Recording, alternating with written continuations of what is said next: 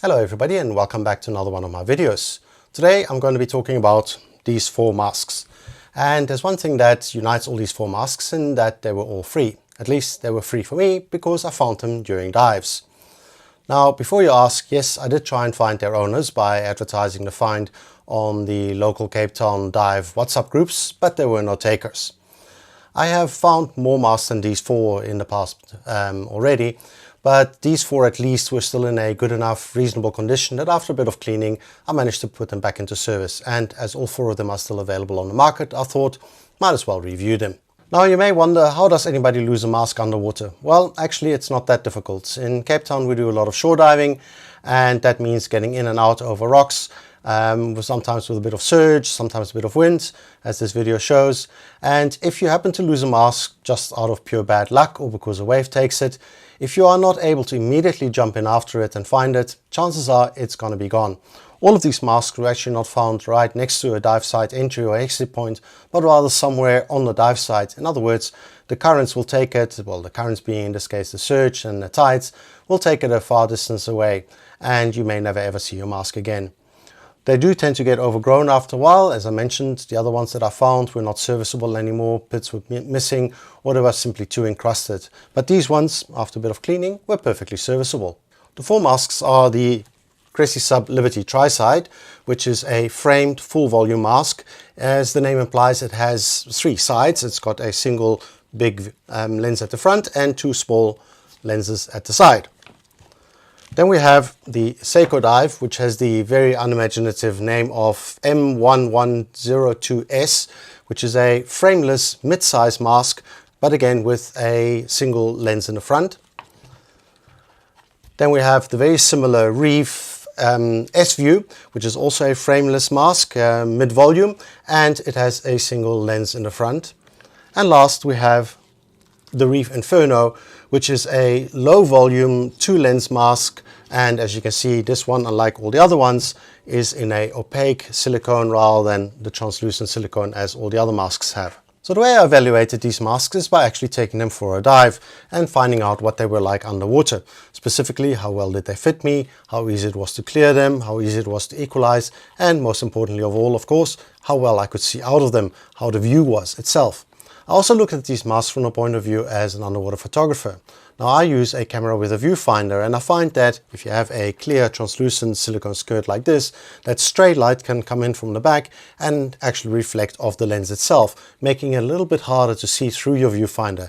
So I wanted to find out how well did these masks actually do underwater and how well did they compare to a mask like this, which has got an opaque skirt. So let's find out about the individual masks. Let me begin with the Cressi Libery triside. This is a premium mask retailing at about 2,140 Rand at the moment, and that makes it much more expensive than any of these three other ones. But you do get something for your money in that it's a very well made mask, the materials are of good quality, it just feels very well put together.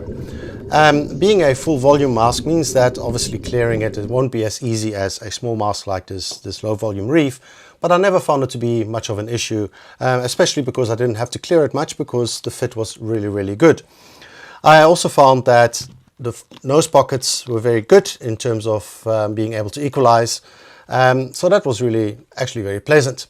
However, from a photographic point of view, I did find that this mask didn't really suit me because apart from the silicone that already allows stray light in, obviously these little side windows allow stray light to come in as well.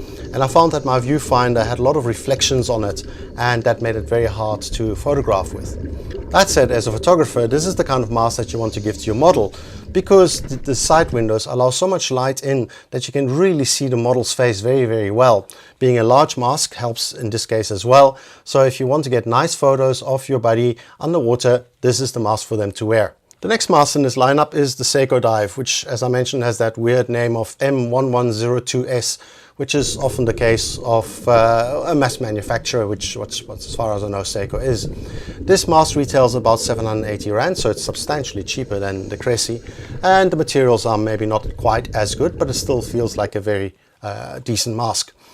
I quite like the view out of this mask as well, especially because it's got quite a high section here above your eyes. It means that I could actually see out and higher than I could even with this mask here. and being teardrop shaped, it means that looking downwards is really easy as well. Fit was perfectly good, being mid-size, clearing it was really good as well.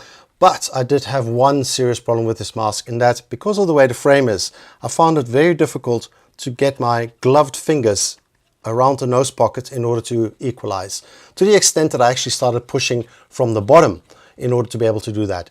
And that to me is a deal breaker. So this is a mask that would possibly work in a tropical environment where you're not wearing any gloves or anything like that, but with a gloved hand this really didn't work at all for me. And that's a bit sad, because otherwise it's actually a very nice mask. Very similar to the Saeko is the Reef S-View. As you can see, it's got a very similar type of front. The only difference really is that you have this section at the top here, sort of between the eyes, that comes down more.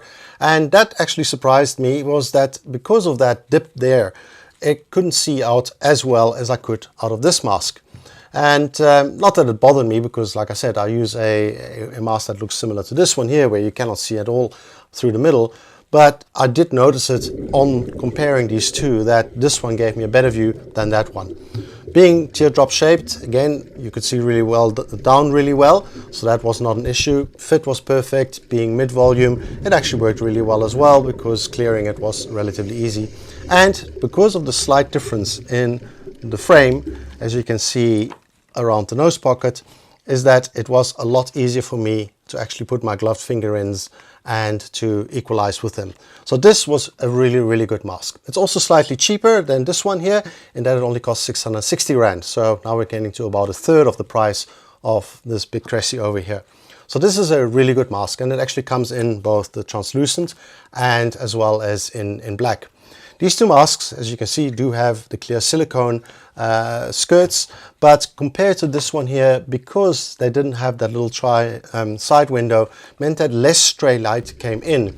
And although it wasn't ideal, I still prefer that dark mask where I can see through my viewfinder perfectly. These were not too bad to use as a photographer with a viewfinder. Obviously, as I said, if you're using a Olympus TG6 or something like that, where you're looking at a screen from a distance, that is not an issue. But if you have a viewfinder, that's definitely something worth looking out for. The last mask in this lineup is the Reef Inferno, which is a framed dual lens low volume mask, very much along the lines of the Cressi-sub Libery I'm currently wearing. It has a white opaque skirt, which means that no straight light comes in, which is good for my photography. And being a low volume mask, it means that the lens is sitting closer to my eyes, which means that looking through my viewfinder gives me a much better view.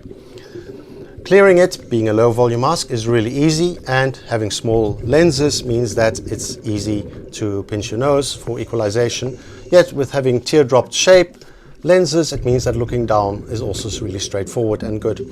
So as such, I really like this mask. The only problems were really that being slightly older, or having been in the water for longer than these other ones, is that the material isn't quite as pliable as some of these clear ones, which I found a bit less pleasant. And I must admit that I do not like this color on me. It really gives me the vibe of Phantom of the Opera, and it's just not the kind of mask that I would buy.